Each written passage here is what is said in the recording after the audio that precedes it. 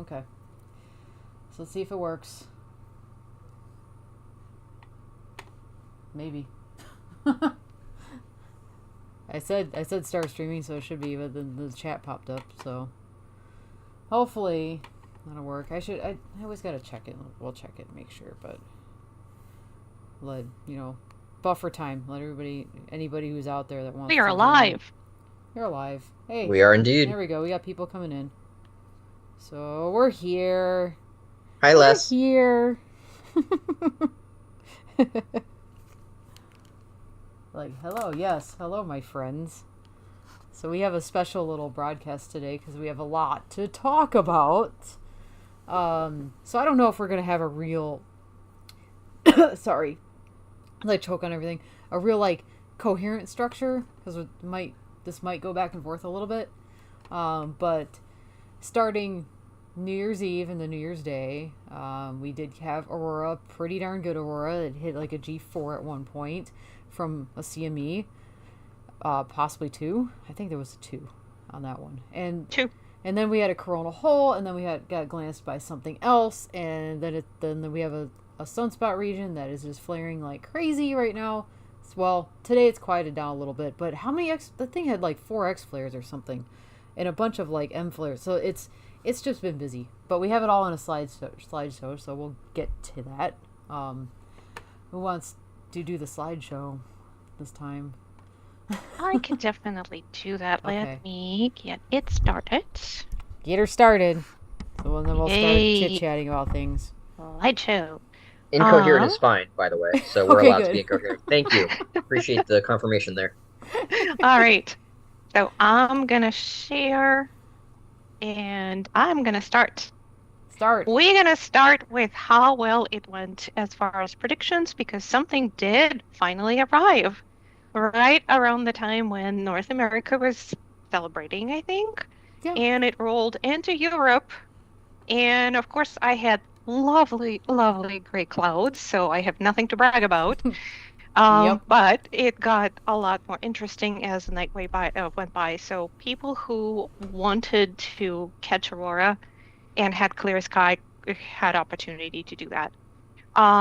As we all well know, solar orbiter is sitting to the to the west of Earth at this point, and it can catch some of the stuff earlier. However, there are some limitations to that. And it did indeed saw a couple of CMEs. So it saw one that was just prior to that. You can't really see it because it's got scaled to the point where it disappeared. But that was the thing that came. When did it come? It was it was early enough. So that was New Year Eve. When it finally 1600 did show up. Yep, I think that was fairly 1600 early. the 31st. So Yep. yeah, that would have been noon, 11 a.m. here, East Coast. Yeah, it was fairly early for us. That sounds right. And nothing interesting, at least for us, but it did generate some fairly decent aurora. But everybody was excited about this part that was coming later on because it had some decent negative BZ. Did it materialize? It sure did. Look at this stretch. And again, it was our midnight, so when it finally hit, it was a lost cause, at least for us, because of the cloud. But it was going fairly well for a pretty long time, actually. And if you pay attention to this is a switch that happened very, very rapidly. So very strong negative BC was sustained for a significant period of time. I think it actually got us to G3 in a sustained manner. And then it finally flipped. And that flip was enough to trigger a very significant substorm. That got us all the way to G4. And this is auroral electrojet, so this is when it goes off the graph. This is first CME when it came.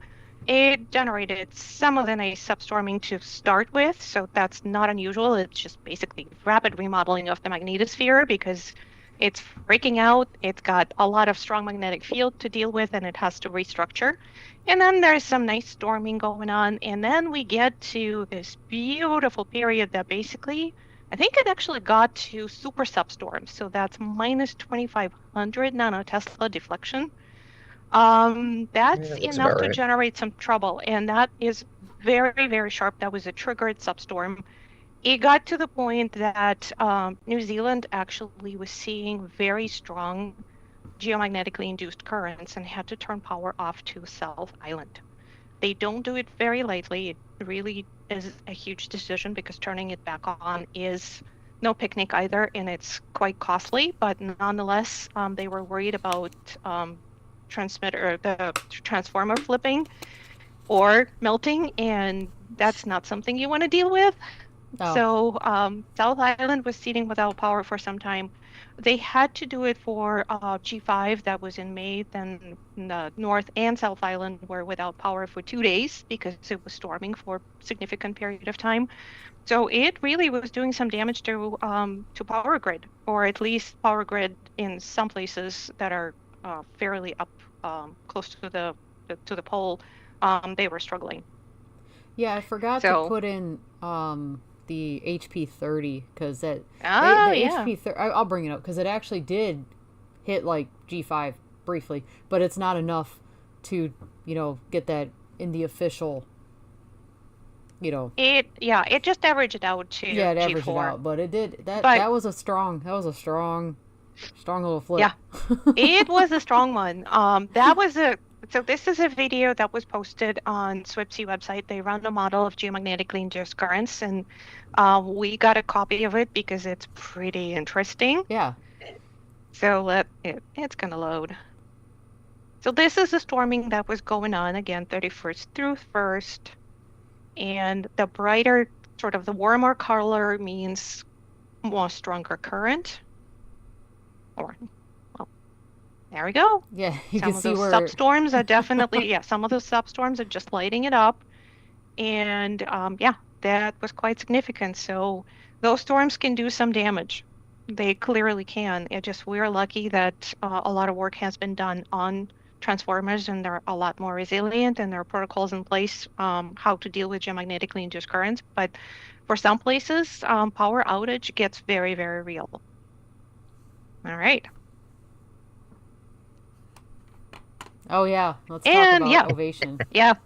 Mary Beth, why don't you take it over? Yeah, so Ovation model has been down. You might have heard about this on the various online communities because we have, well, not us specifically, but have grown very reliant on the Ovation model, and then it seems to confuse people that you can look at other sources to try to get some information.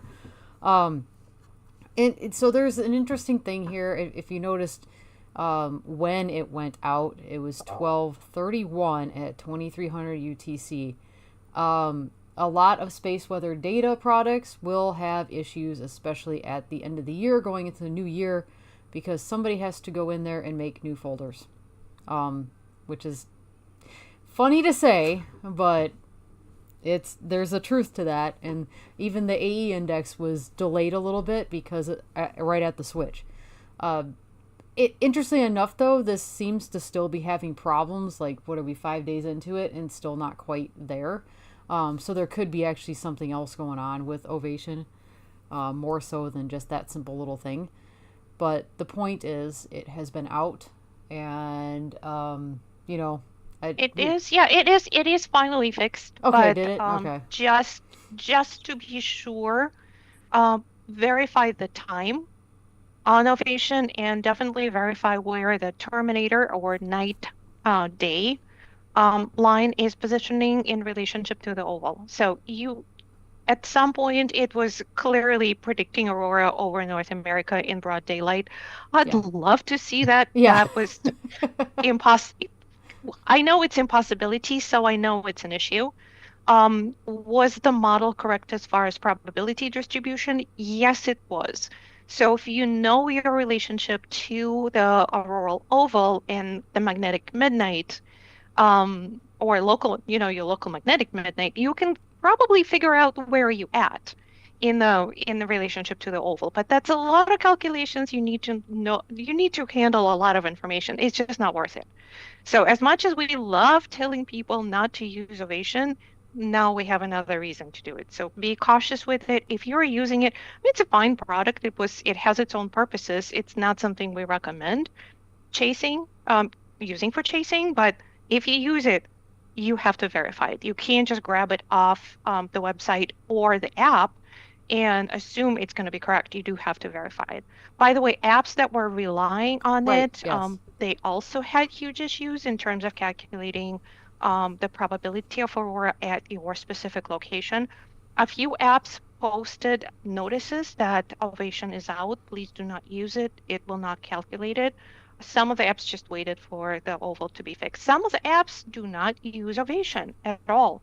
So those were doing just fine. And I think University of Alaska Fairbanks runs its own model that is not based on Ovation. So it's not new. It's a different type of coupling or predicting how magnetosphere and how aurora will respond to solar wind. And that was working just fine. So Yep. there are alternative sources to for different aurora maps if you're using it. We like magnetometers. Yeah. So That's why You had to pick I a favorite. giggle a little bit because, like, I haven't checked it because we like to use None of us magnetometers. found out that it was down through finding out it was down. It was from watching the somebody various else. Facebook groups. We're like, oh, okay, yep, it's down. Yep. But Yep. we need to mention it, so. Absolutely. So there was another CME while everybody was celebrating. Sun was celebrating too, so it managed to do another CME. And it was, I think, filament eruption. So Mary Yeah. Beth, if you want to talk about that one. Oh yeah, this one. I actually have a That was when you saw live, right? yeah, we saw it live. I was hanging out with Tamitha on her New Year's Eve thing, and we were just watching. She happened to click on the GOES imagery, and there was like something that just erupted right darn near center disk. I should have put that in slideshow. Let me see if I have it. The Helio Viewer movie I made from it. But Oh yeah. it was so while I'm talking I will try to find it. But so yeah, it just happened right like and it was very quiet. Filament eruptions don't typically get picked up. Like flares and stuff do. But it did get modeled, and it was like a glancing. Nah, that's more than a glancing blow. Never mind. So I think originally I thought it was going to be, but then it was pretty good because it had like a western propagation to it. So this actually ended up hitting. So that was the fun one. I'm gonna see if I can find. What I So was it looking was a for. glancing blow because it was really unusual. Yeah, It's the glancing blow from fairly central location. So this is the the mapping of that CME. And I think it actually was a lot closer to the center yeah, as compared to what Cone is suggesting. Nonetheless, it was predicted to arrive around January 4th. I'm not going to even buy this time. It's pretty much it arrives when it arrives. It sort of gives you a ballpark on when it's coming. And it sure did come. yes, it did. Oh, did I? Oh, I did it on the other computer. Oh darn. Oh, Okay, so I don't have it here. that's all right. Yeah, It's already gone. It was came pretty and cool gone. eruption. It was coming around the same time as the coronal hole. I think it's a recurrent one, so technically it's CIR, it's co-rotating interacting region. So when it's a centrally located CME and a fairly central coronal hole, that's going to give you a pretty wild distribution of probability. So just beware if you're using Hux, that's going to be an issue. It's going to struggle. It's going to be a fairly wide distribution of speed and pretty wide distribution of timing of arrival. Nonetheless, that thing came. And it came on Ah, January 4th. And it generated what a some strong fairly substorm that nice, was. yeah, fairly nice substorming. Not the major one, but nonetheless, it was significant for, well, Canada definitely saw it, and northern tier of United States, but I think it was reported in even further south. Yeah, So I do, it do was, remember that. yeah, it was closer to morning time, so middle of the night, I think, early morning for North America. And where was it? I think it was just north, very close to Gillum, very close to Gillum. So, well, fairly high up north, but it generated pretty, pretty nice tall rays. I think southern Minnesota was able to see it. I saw reports from Iowa as well. So it was pretty good. It was very cold in northern Minnesota.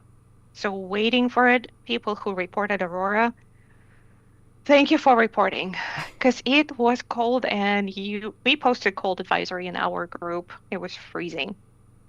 So that's that disadvantage of chasing in winter. You have clear sky and you have just bitter cold at the same time. And this is the Aurora electrojet, so more of the same thing, some fairly decent substorming over here. Um, and that was all based on just looking at the solar wind. You could see it coming. And you could see the beautiful aurora that happened. So those are the early passes over it was fairly early in the substorming, but you see beautiful, just gorgeous omega band. It's one of the auroral features that you Oh, see in that's the a post nice one. midnight. Yeah. Yeah, in the post midnight sector, and you see sort of a double oval, which is typical when you have sustained convection going on. So it's sort of a combination of things. There's energy that's going on. There's substorm that's happening already, and then other substorm fires on top of it. So you're going to see kind of signatures of several things going on at the same time. But Aurora is beautiful regardless of where and how you look at it. It's beautiful from the ground. It looks awesome in satellite passes and in the ultraviolet imagery. So it's a beautiful thing. We love it. That's why we're all here. Yep. More of the same. So, More videos. Yes. yeah, more videos. Let's talk about that. So, Mary Beth? Yeah, so you can play this. I put together this video because this is the last. I think it started on 1, 2, all the way to 5. Gosh, I listed the X-flares out, so there was 3 of them, and then the larger M flares, and that was all from that one region. I think it's 3947, I think is its. Correct. Yeah. And then on top of that, we had the coronal hole, which, which we were under the influence yesterday, and still might be today. That's that big, darker area, kind of almost central disk, and the one that's in the southern hemisphere to the right of the big filament. That's that big, dark line there. I think the one that we got more of the high-speed stream for is that one that's more centrally located, just because it's more in our strike zone. Decent speeds too. Yeah, decent speeds. Like Solar Orbiter saw it at like 600 and something kilometers a second. We ended up seeing that here. We're about 650 or so. Yeah. So it's been pretty decent. So between the coronal hole and all those X flares and stuff, it's just been very, very busy for the forecasters. The X flares really didn't give us anything, but the region was still pretty far to the east. So it is rotating more into our view. It seems to have calmed down a little bit, but I have a couple, or a magnetogram in here. It is a pretty gnarly looking group. So the SDO does exist, and I made a couple of videos for you guys because you can get SDO data. You just gotta look for it really hard. It's, what is it, non-calibrated? So it's pretty level 0. It's pretty really. The details from what I've investigated, the details really seem just as fine in the actual sun itself. The outer edges and the corona above it is it's very noisy. Yeah, but it's still far better than what Ghost is giving us. That definition there. That filament combo. Yeah, we just had to throw this in here because the fact that we just found this today, having like SDO down, and we're like, oh, I guess you can get data. It's not all of it though. Not HMI data, just AIA data, and it's only for segments of time. It's only it's only segments of time, but we're pretty psyched about it. So I had to throw it in. I may have spazzed beforehand. And then I think I have one more video that I put in here of this really pretty eruption that was in the on the western limb, because this is really cool. Just Yeah, watching it. this is Love it. a active region 3939. Hmm. It's been flaring all the way through its transit over as well. Nothing. I think it actually did generate that CME Oh yeah, because we have a that CME to hit talk us in the about. new year. So this is the same source. But as it was getting close to leave, as most regions do, it fired a CME. So two sea level flares, upper sea level flares, and two CMEs. But it's just beautiful eruption right there. Kind of Nice circular. post-eruption arcades on that. Yeah, so Hmm. I had to zoom in on that one for you guys, and that is incorporating 304 and 171 data for those that are curious. But it lets you see both the flaring and then some of the um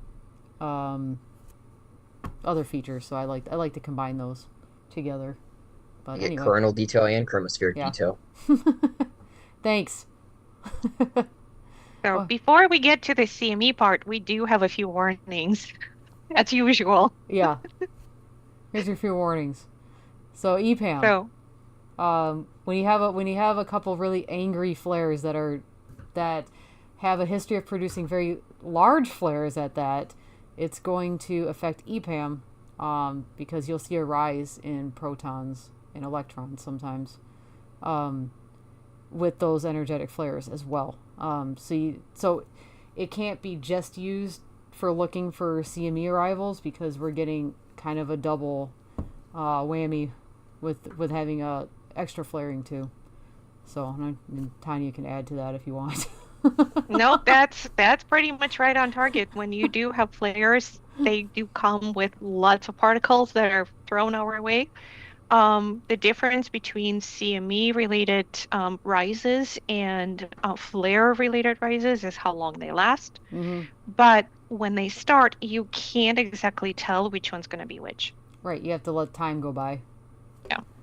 So it's going to be hard using EPAM for CME predictions, just because there is a lot of protons out there. And this is the interesting part again. I think we mentioned that previously already. Magnetosphere does some weird things, and it has all sorts of different waves. Waves are just what happens and how plasma particles interact in plasma. It could be electric field or it could be magnetic field. It also could be wave interaction. So this is just one of the modes in the magnetosphere. This is what happens. You see those beautiful waves. They're almost like They're so sinusoidal. pretty. They're so pretty. They typically happen either in subsolar points, so that part of magnetosphere that's facing the sun, or in the more of a dusk sector, so just before it transitions to night. And that's exactly where those waves were seen by actually by both magnetometers. Hmm. Yeah. They're not an indicator that substorm is coming. They're just an indicator that magnetosphere is sort of ringing like a bell. So just ignore them. For Aurora, they really don't mean much. They're just there to Yep. throw us off. Fun, you know. Yep. So another advance warning on Solar Orbiter, of course.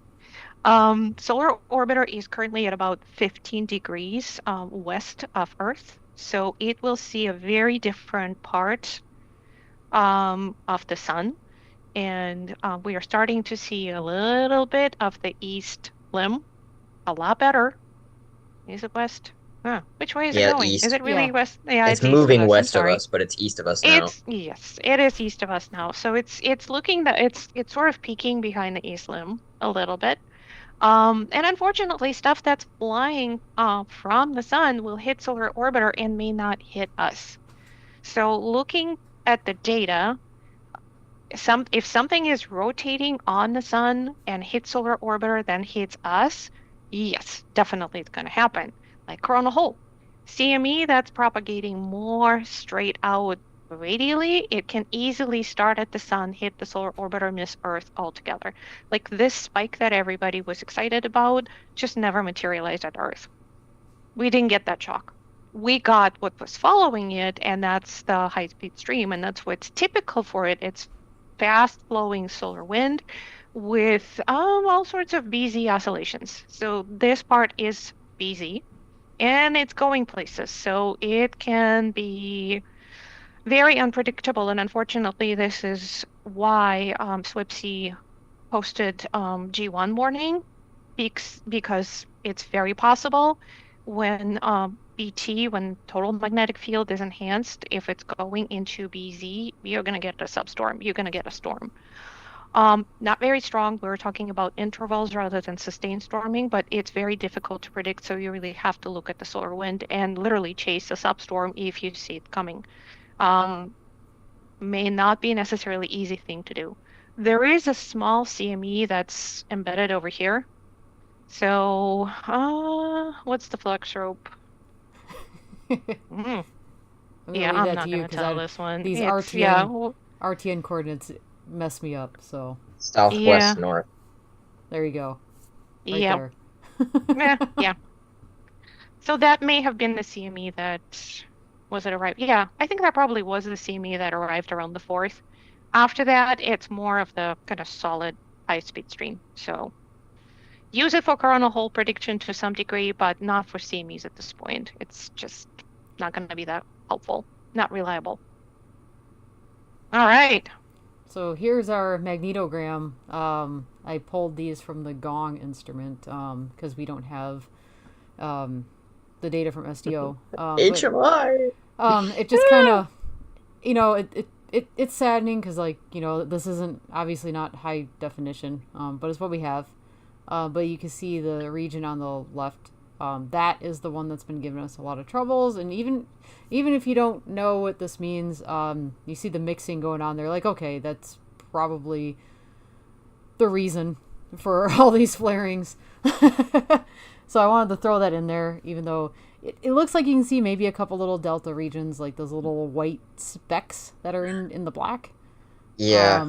There's the main spot, and it looks like 2 spots above it. Those look to be it. But it's like, it's hard to... God, talk about handicap. Yeah. But not fair. It looks pretty gnarly in even the low-res images, so that kind of, hey, that it's been angry. So, yeah.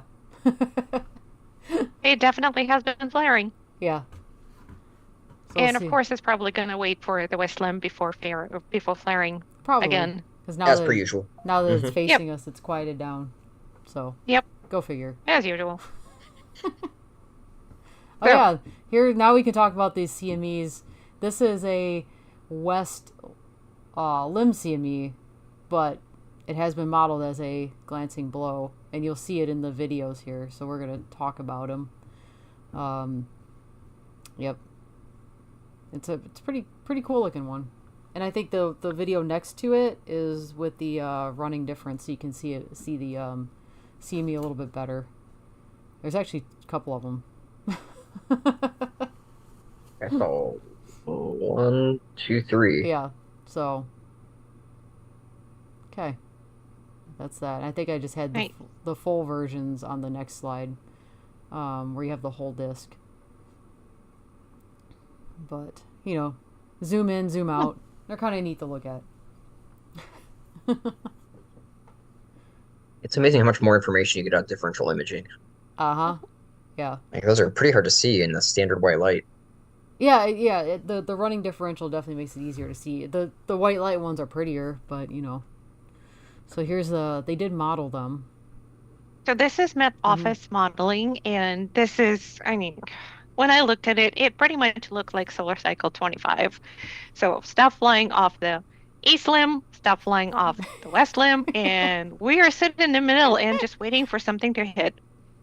But nonetheless, it looks pretty depressing. It is. It's like pew pew pew pew pew. Miss in all directions, all the possible directions. Every single one of them is just missing. So Sun needs some aim training, code fixes for the targeting system. It's malfunctioning, but nonetheless, the east limb CMEs are off the 5947. That's, I think the X-flare that was modeled, Probably. and most agencies basically said it's a miss. It's not going to hit us. It's slim. It's a very narrow CME. It's clearly going in the wrong direction, so it's not particularly hopeful. But the My CME is favorite, the ones off that are obviously not us. 39. Yes, those are so easy. It's like, no, don't wait for those. 3939 did fire 2 CMEs, and there are some challenges with modeling, but they do produce a glancing blow, so that's even more challenging as far as predicting when it's going to come and how it's going to come. Looks like For Stereo A could be fun to watch for that time period. Yeah, for yeah, those that because aren't For those data yeah, chasers. stereo A is the red dot. And it's then, right there. Mm-hmm. Then Earth's in the middle there. Yeah, Earth is looking green. So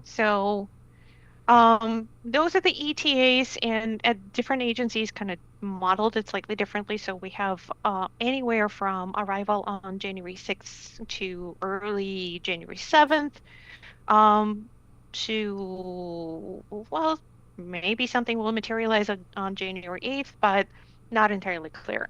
There are some challenges, of course, and with any model, figuring out what the solar wind, so space traffic, so to speak, is doing is a little different. And quite a few people noticed that the solar wind speed is too low compared to what we have right now. So when you have that thrown in, that's going to throw off your calculations. In addition to that, we had those CMEs when Stereo A had a data gap. So that limits our ability to predict the direction of the CME. Also, both had somewhat faint appearance, so that was difficult to say, again, which way it's going. So there are some uncertainties that are coming with a model, different models, and some uncertainties that are coming from the cases that are unique. This is not a direct hit. So that means the interval when it's going to come is very, very broad. Also, it's not a direct hit, meaning it's not going to be a strong hit, so do not expect a huge geomagnetic disturbance from this one. And Aurora might be possible, but we will see what L1 has to say about it. As per usual. So, as per usual, L1 or bust. yeah. But yeah, this one, I would say fairly high uncertainty in arrival because it's a glancing blow, so it may or may not hit. And high uncertainty in timing of arrival because, again, glancing blow. And as far as what's going to happen in terms of Aurora, we'll see when and if it shows up in L1, and then we can talk about Aurora. Not before then. This is just a slightly different model, and I pulled this one. This is fairly new to me, full disclosure. Still not sure how it works, all the inner workings. But I wanted to pull this one to see what happens when you run the same model several times, just program it slightly differently for different speed.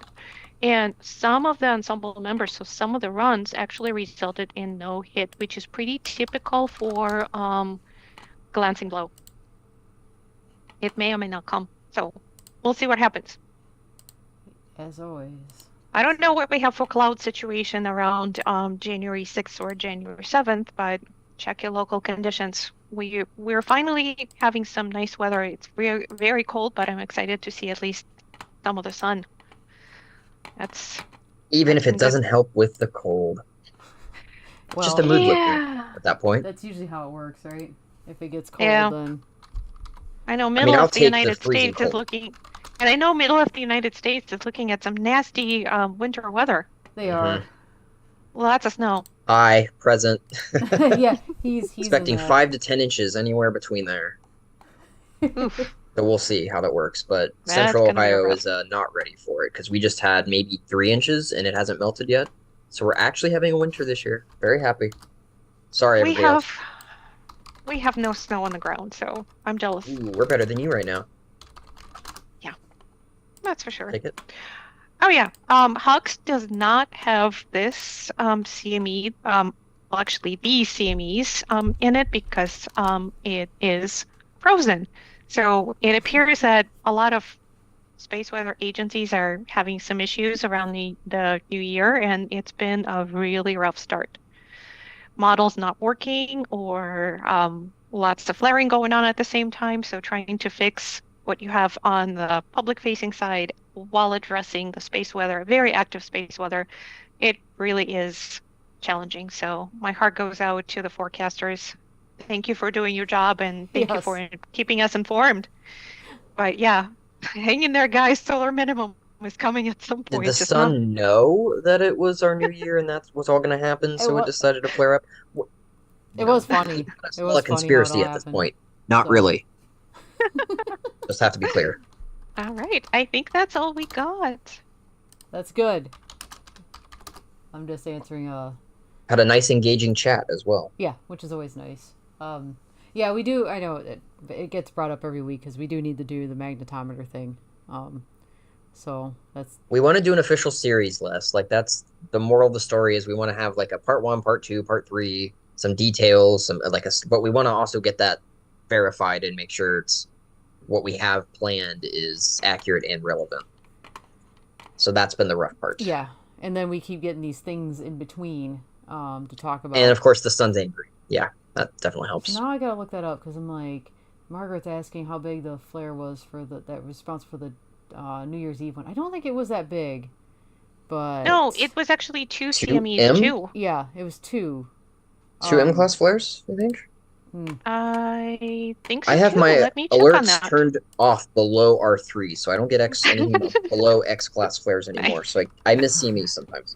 It was I know we yeah, can find it it in the yeah, that's archive. what I'm doing right now. Yeah. That's what I'm doing right now in scoreboard.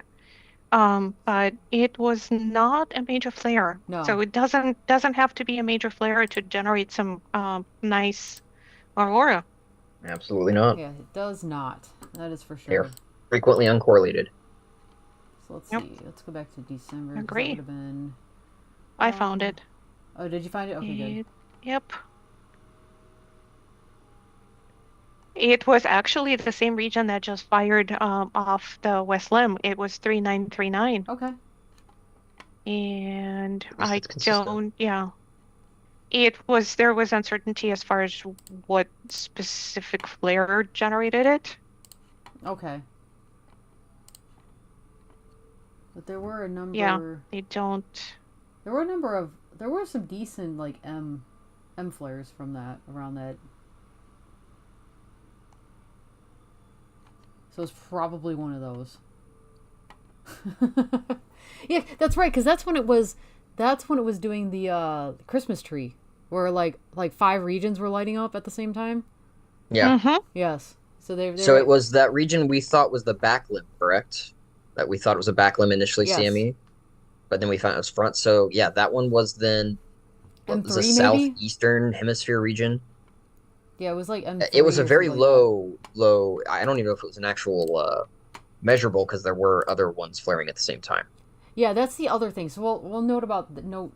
I think I noted in the last. This is a good important fact. in Yes. the last stream is like so the way the X-ray flux works, if you get a lot of flaring at the same time, it's going to kind of artificially boost that number. So like the double X flare that happened probably wasn't an X flare. Those were probably M flares, but because it's registering both of those brightnesses at the same time, it's gonna push it like, hey, this is X level. It likely wasn't, and you'll start to get some of these problems. You get these flares all flaring at the same time. So yeah, long story short, the flare responsible for that particular event wasn't very strong. It just happened to have a nice CME to go with it, or 2, I should say. So yeah, it's one of those things you just got to be cognizant of because all these flare alerts are automatic. So it triggers something, you get a flare, and it's just going to go off of a scale. But if you look at it and you see like multiple regions, like, okay, maybe, that might not be as strong as it was, or it's coming off to be. But the ones lately have been single little flares, so we're not getting the... That was pretty neat, though. Like, I think it was 5 regions at the same time. So it was All once, lots of very around it. interesting. So yeah, that's just a little point to make about the X-ray flux. So yeah, It's that's cumulative amongst the solar disk. yeah. And then Yep. it also can make it hard when you're looking in LASCO for CMEs because if you get like how your eyes adjust if you see something really bright and then it's got to adjust back down. The cameras do the same thing. So if you get like a really bright flare, it's the camera's going to adjust for that flare, and then sometimes if a CME is launched around the same time, it'll be hard to pick that up in LASCO until it readjusts back down. So that again, these are the nightmares that forecasters have to deal with all the time when you have an active sun like this, because you got CMEs flaring coming off, and then you have all these flares going at the same time, and then you got to make heads or tails of it. So they have a fun job. Sometimes I don't envy them, but Yeah. yeah. Which is why reading the notes in Donkey, Mm-hmm. it's a database that contains the solar events and including CMEs and flares, Yeah. is very interesting and actually very useful because you could see which CME in LASCO is being attributed to which event on disk, and it may or may not be correct, particularly when everything is flaring and there is a lot of activity going on. That changes how the modeling is done, and that changes what you're going to see as will it arrive, will it not arrive, and when it's going to arrive. So it's not easy. And when everything is flaring, as Mary Beth was saying, when we have a Christmas tree on our beautiful sun, it gets to be a problem. So something will arrive, and using this forecasting again, it's more, and I love looking at different models, not because I like to figure out which one is correct and that's one I'm going to be using preferentially. It's more which model is telling what as far as uncertainty. So that gives me an idea of what's the difference between the models and what kind of interval I'm looking for the CME arrival and whether or not it's going to arrive. You have So to if I think see, statistically. Yeah. yeah, think about statistics and yeah, embrace uncertainty. Yes. That's what we're That all sounds about weird to when say, Yeah. Embrace but I it. agree. Aurora It's a good way TV. of putting it. Well, we have to say But yeah, happy early birthday to Margaret. January yay! 7th. So happy birthday.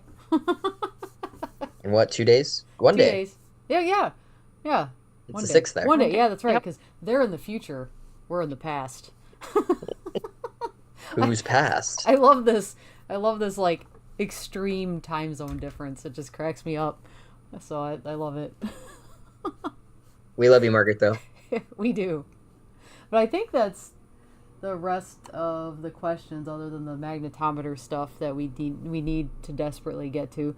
But I know he was asking about the one we just showed and how many substorms were in it. But if you do have quite active conditions, it can be hard to pick them out. Basically, what you're looking for is that bigger deflection, like initial bigger deflection, and that's kind of the main trigger. And once in a while you get a nice clean one, but when you start getting them stacking on top of each other, it can be hard to pick them out individually, Mhm. which is why Christian said it depends on who you talk to. So, but yeah, well, we need to do. We'll get to that. Promise. Working Those on would it. probably be best recorded, is my guess, Yeah, maybe we'll do ahead that. of time. We'll think about it and see. But in the meantime, I think that's everything we got and all the questions. So yeah. Okay. So thanks for joining. We love you guys. You know, this has been a fun little project, and it seems like we're starting to get some sort of cohesiveness out of it. I'd say so. Yeah. And then we get to say good evening or good morning, Yeah. depending on where you Good are. evening, good afternoon, good night, wherever you're at on this wonderful planet. Keep an eye on the sun because we still have that angry region that's facing us, so could bring us some things, and then we might have, like we were saying, we might have some activity on around the 6th or 7th, so it's not over yet. All right, I will let you guys be, and we will talk to you next week.